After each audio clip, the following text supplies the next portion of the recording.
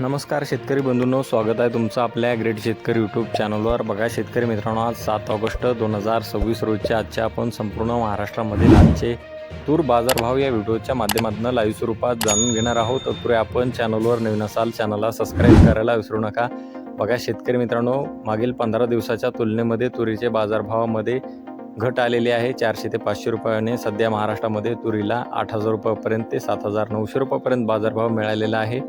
चला तर आपण सविस्तररित्या बाजारभाव जाणून घेऊया। बघा शेतकरी मित्रांनो, कृषी उत्पन्न बाजार समिती मोर्शी अकोला येथे जास्तीत दर 7,950 रुपये क्विंटल, सर्वसाधारण 7,825 रुपये क्विंटल आता आहे लोकल तूर।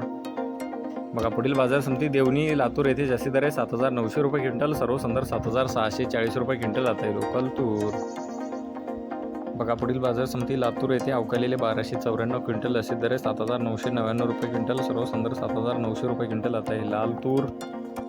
बघा पुढील बाजार समिती अकोला येथे जास्तीचा दर आहे 8,100 रुपये क्विंटल, सर्वसाधारण 8,065 रुपये क्विंटल आता आहे लाल तूर।